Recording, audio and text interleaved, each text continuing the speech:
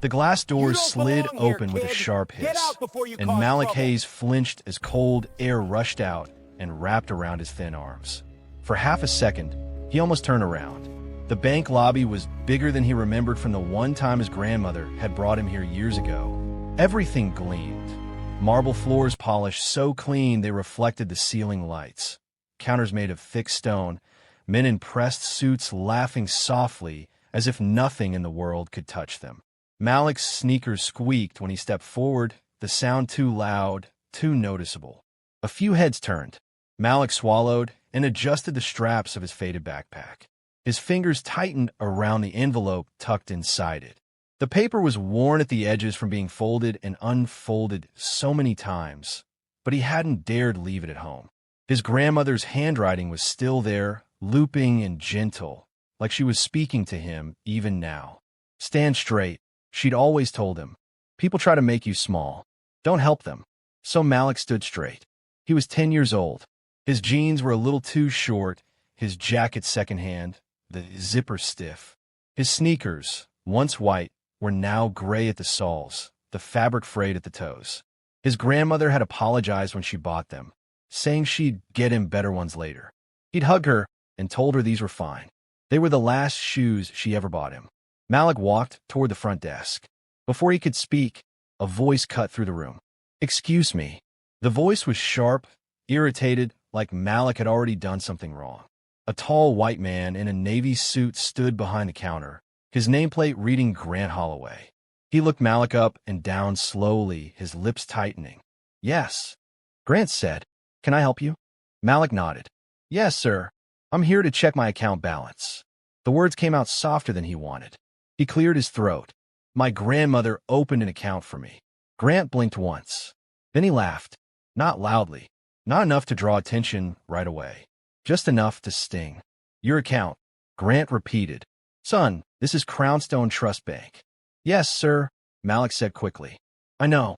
Grant leaned back slightly, resting one hand on the counter. "And you think you have an account here?" Malik reached into his backpack with careful hands. He pulled out a black card, matte and smooth, and placed it on the counter. He set the envelope beside it. "I do," Malik said. "My grandmother told me to come today." Grant stared at the card. For the first time, something flickered in his eyes. Confusion, recognition, then irritation. "Where did you get this?" Grant asked. "My grandmother," Malik replied. "Ruth Hayes. She passed away last month." Grant's mouth hardened.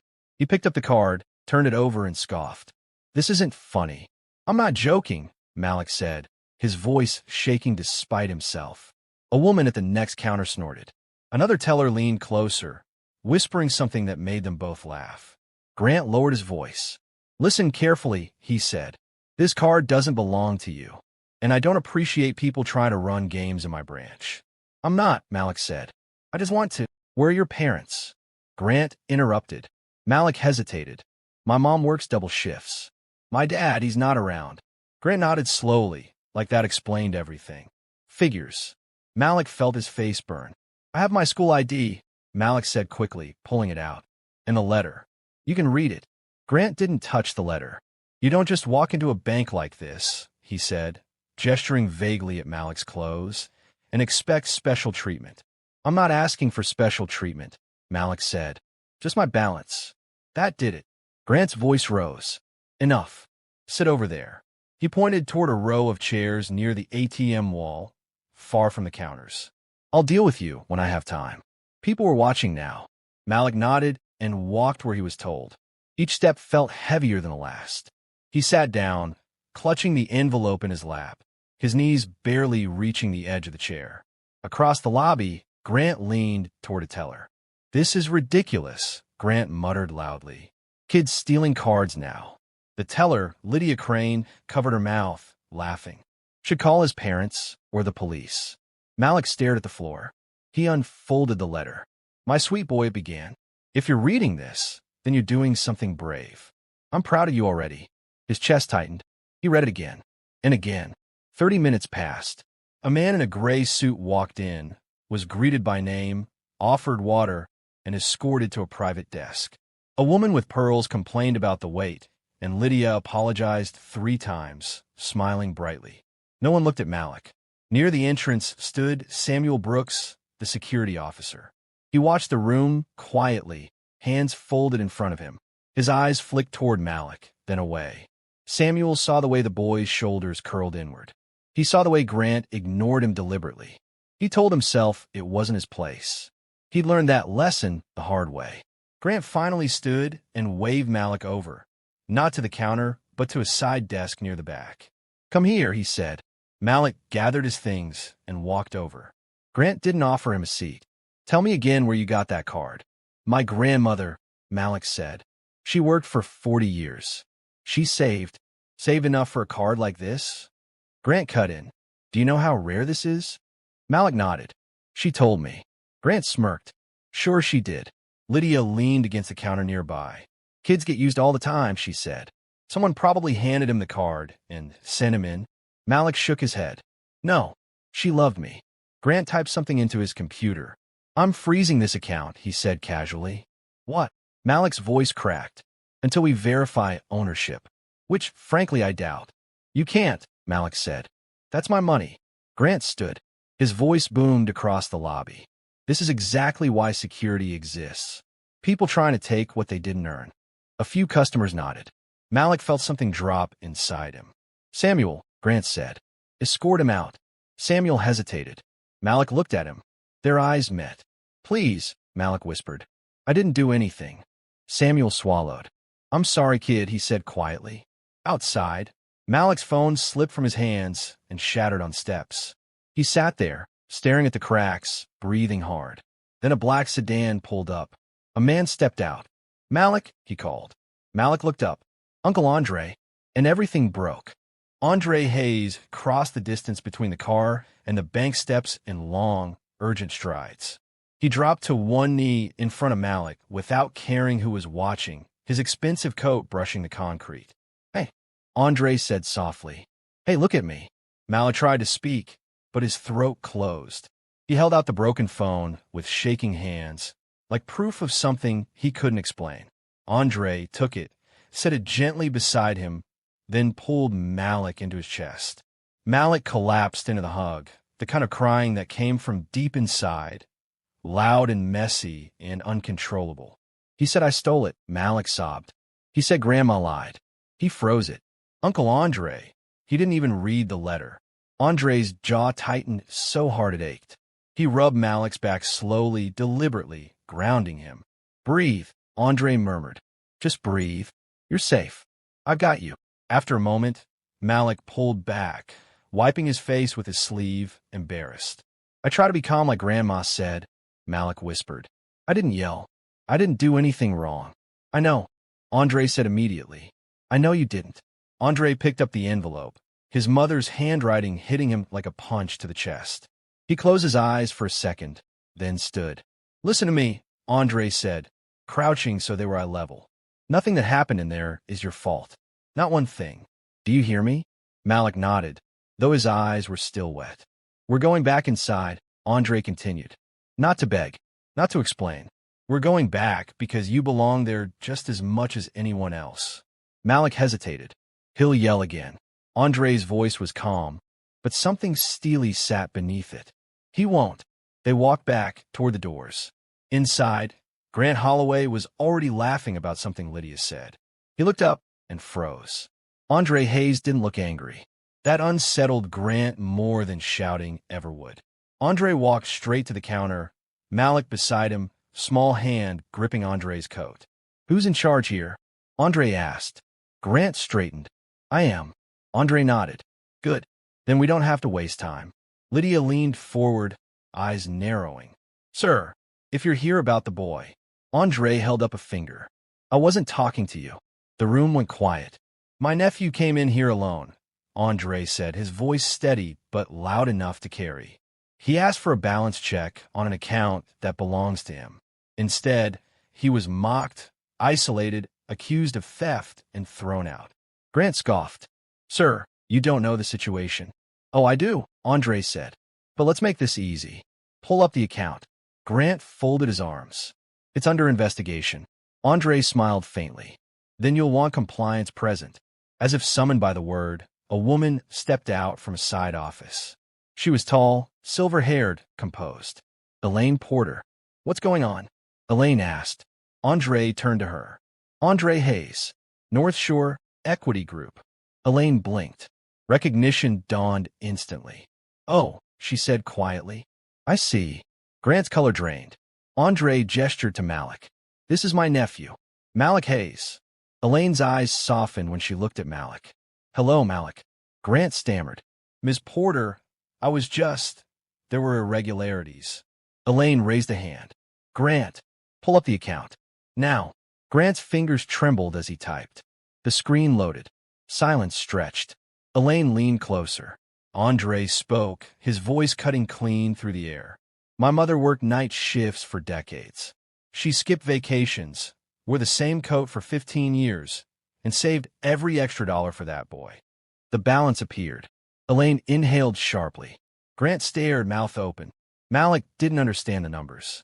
He just knew the room had changed. That's not possible, Grant whispered. Andre turned to him. Say that again. Grant swallowed. I didn't know. No, Andre said. You didn't want to know. Elaine straightened. Grant Holloway, effective immediately. You're suspended pending investigation. Lydia gasped. What? Elaine looked at her. You too. Step away from the counter. Grant's voice cracked. This is ridiculous. I was following protocol. Andre leaned in. Protocol doesn't include humiliating a child. Samuel stood frozen near the door. Andre turned to him. You. Samuel stiffened. Yes, sir. You saw everything, Andre said. And you said nothing. Samuel's throat worked.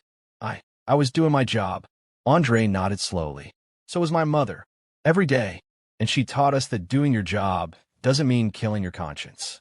Samuel looked at Malik, shame flooding his face. I'm sorry, he said quietly. Malik nodded. Okay.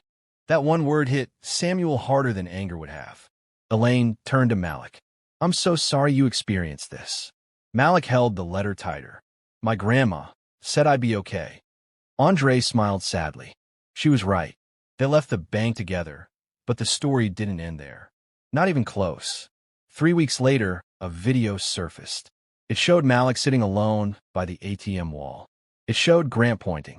It showed Samuel hesitating. It showed laughter. The caption read, Kid thought he was rich. Then it changed. The same account posted a second video. I was wrong, the voice said. I laughed. I didn't stop it. And I should have. The video went everywhere. Andre shielded Malik from it. Years passed. Malik grew taller, stronger. He kept the shoes, and the letter, and the lesson. The morning after the video went viral, Crownstone Trust woke up to a storm it could not contain. Phones rang nonstop at the corporate office. Emails stacked up by the hundreds. Longtime customers demanded explanations. Others closed their accounts publicly, posting screenshots online with captions that stung harder than any memo. Inside a quiet conference room on the 32nd floor, Elaine Porter stood at the head of the table, her hands flat against the polished wood. This is no longer a personnel issue, she said calmly. This is a credibility crisis. Around her sat executives who had never set foot in the Riverton branch. Men and women in tailored suits who spoke in careful language about risk and reputation. Andre Hayes sat among them, silent. One of the executives cleared his throat. We've already suspended Grant Holloway. That should... No, Elaine cut in. It won't. Andre finally spoke. His voice wasn't loud, but it carried. My nephew was 10 years old, he said. He was treated like a criminal because he didn't look like what you think wealth should look like. Suspending one man doesn't fix a system that allowed that to happen in front of a full lobby. A pause followed. What are you proposing? Someone asked. Andre leaned forward. Transparency, accountability, and change that costs you something. Otherwise, this is just damage control. Elaine nodded. Effective immediately, we implement mandatory quarterly bias training. Not online videos people skip, real sessions. Independent audits. Mystery shoppers. An anonymous reporting system that actually protects whistleblowers. Another executive frowned. That's extensive. So is the damage, Elaine replied. No one argued. That same afternoon, Grant Holloway sat alone in his living room, the television flickering in front of him. His name scrolled across the screen under the words discrimination scandal. His phone buzzed, then buzzed again. The message from HR was brief. Termination effective immediately. Severance revoked, pending investigation. Grant stared at the screen, numb. Across town, Lydia Crane packed her desk in silence. No one met her eyes. The laughter she once shared with coworkers had evaporated overnight, replaced by whispers and sideways glances. I was just agreeing with my boss, she muttered to herself. I didn't do anything, but the footage told a different story. At home, Samuel Brooks sat at his kitchen table long after midnight, his uniform folded neatly beside him. The video replayed in his mind over and over, the moment he could have spoken, the moment he didn't. His wife watched him quietly. You didn't cause this, she said gently. Samuel shook his head. I didn't stop it either. The next morning, he requested a meeting with Elaine Porter. I need to say this out loud, Samuel told her, hands clasped tightly. I was wrong, and I don't want to be that man anymore. Elaine studied him for a long moment. Then don't be. At school, Malik felt the change before he understood it. Teachers smiled differently. Classmates whispered. One boy asked, Is it true you're rich? Malik shrugged. I don't know. He still walked the same way to school. Still wore the same shoes. At night, he read his grandmother's letter. Andre sat with him one evening. The letter spread between them. She believed in planning, Andre said softly, in leaving something behind. Malik traced the handwriting. She believed in me. Andre smiled. That too. Weeks later, a press conference was announced. Andre didn't want Malik there, but Malik insisted. She was brave, Malik said. I can be too. They stood at the podium together. Andre spoke first. He talked about Ruth Hayes, not as a victim, but as a woman of discipline and vision. He talked about dignity that didn't depend on appearances. Then Malik stepped forward. The microphone seemed too big. The room too quiet. My grandma told me people might try to make me feel small, Malik said, his voice steady. She said I should remember who I am. He held up the letter. This is who I am. The room erupted in applause. Later that year, the Ruth Hayes Promise Fund was announced. Full scholarships, mentorship, support for kids whose futures were too often dismissed at the door. Malik helped choose the name. Because she promised me I'd be okay, he said simply. Time moved. Grant Holloway applied to other banks. No one called back. Lydia Crane enrolled in night classes. She volunteered at a community center, listening more than she spoke. Samuel Brooks finished his final year of security work with a different posture. When he saw something wrong, he spoke. Years passed. Malik grew into his shoes, then outgrew them. But he kept them anyway, tucked in the back of his closet. On move-in day at Georgetown, Andre handed Malik the letter one more time. Carry it, he said. Malik nodded. Always. As Malik walked across campus, surrounded by new faces and new possibilities, he felt something solid in his chest. They had tried to erase him. They failed. Malik unpacked slowly, folding each shirt with care. Placing his books in neat stacks like order itself was a form of respect. The dorm room smelled new. Fresh paint, fresh carpet, fresh beginnings. His roommate chatted excitedly about classes and clubs, but Malik half listened, his mind drifting back to a smaller room years ago, one with creaking floors and a single lamp where his grandmother used to sit and count receipts at the kitchen table. That night, after the lights were off and the room settled into quiet, Malik pulled the letter from his backpack. The paper was softer now, worn thin from being carried across years and cities. He read it slowly, like a prayer. He thought about the bank again, not with pain this time, but with clarity. He remembered the way the glass doors had hissed open, how small he'd felt walking inside. He remembered Grant Holloway's voice, sharp and certain, and how easily cruelty came to him. He remembered Lydia's laugh, Samuel's silence, the way the floor had seemed so far away when his phone slipped from his hands and shattered. And he remembered something else too, the way his uncle's voice had filled the room. Calm, unmovable, the way the truth had changed the air itself. Malik closed his eyes. Across the city, In a modest apartment far from polished lobbies, Samuel Brooks sat at his desk, grading papers. A small plaque rested beside him now, one he'd been given when he became a school resource officer.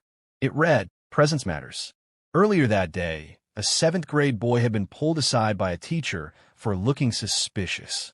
Samuel had stepped in immediately. "He belongs here," Samuel had said. "What's really going on?" The boy had looked at him the way Malik once had, surprised that someone spoke up. Samuel never forgot that look.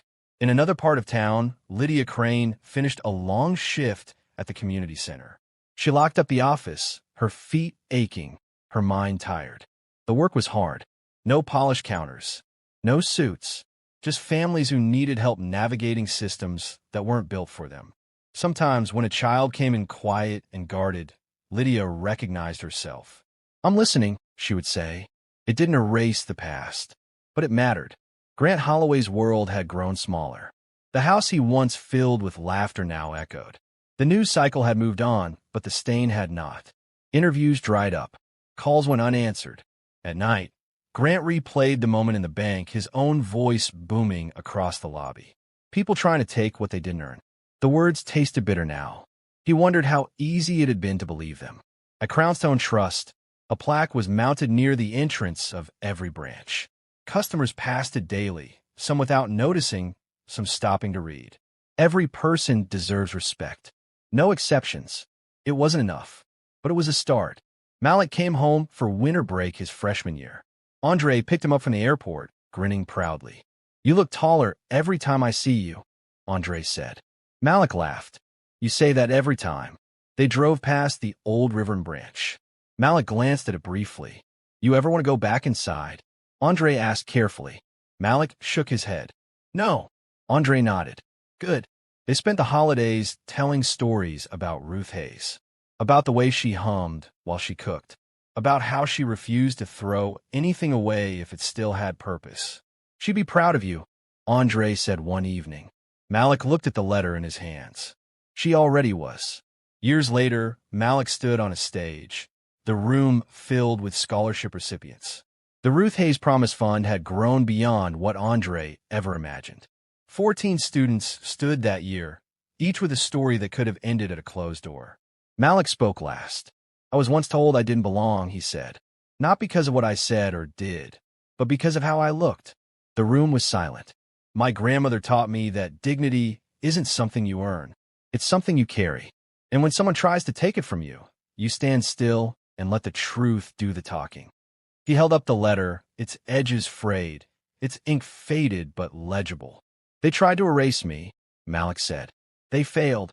The applause rose slowly, then all at once. Later, alone in his apartment, Malik placed the shoes on a shelf beside the letter. The sneakers were small now, almost fragile, but they held everything. He turned off the light and stood in the dark for a moment, breathing. Somewhere, a child would walk into a building tomorrow, unsure, hopeful, carrying something precious. And because of what happened that day, because someone spoke, because someone listened, because someone refused to stay silent, that child might be treated differently. That was the legacy, not the money, not the power, the choice.